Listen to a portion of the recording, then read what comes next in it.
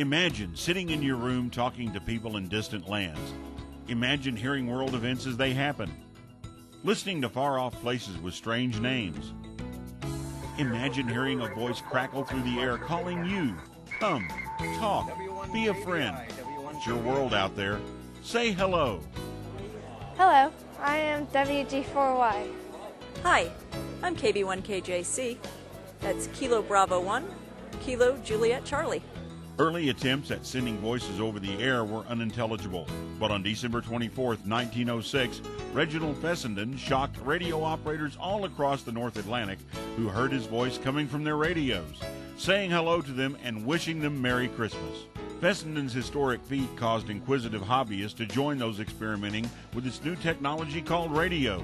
They were and are still called amateur radio operators. We invite you to discover what amateur radio offers in the 21st century. Hello. Jack, W8ISH. Hello. Making friends around the world, talking to another ham via an orbiting satellite, or swapping call signs with hams in over 100 countries in a single weekend. Volunteers save lives as part of their involvement in an emergency response. Talking from Chicago to the Carolinas with a pocket-sized handheld radio. This unique mix of fun, public service, and convenience is amateur radio. Amateur radio operators come from all walks of life. Rock stars, missionaries, astronauts, doctors, students, politicians, truck drivers, and just plain folks. They're all ages, income levels, and nationalities. Amateur radio operators have continued to be in the forefront of developing technologies years in advance of when they're rolled out to the public. FM, television, mobile telephones, and VoIP technologies were all used by amateur radio operators years ahead of the public.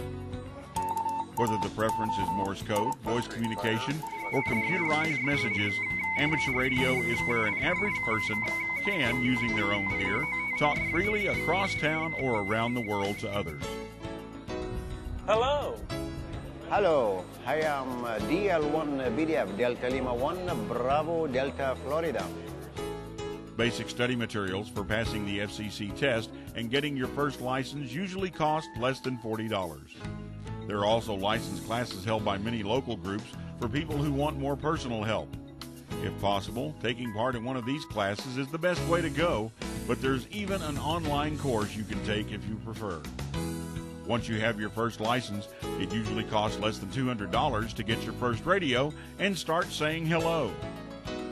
Founded in 1914, the 150,000-member American Radio Relay League is the national association for amateur radio in the USA.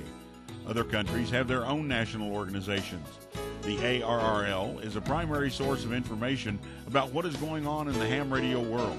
It provides books, news, support, and information for individuals and clubs. For 100 years, the magic of human voice over the radio has brought imaginations to life. It opened a whole new era of human communication. It's your world. Get on the radio and say hello. To learn more, go to www.helloradio.org.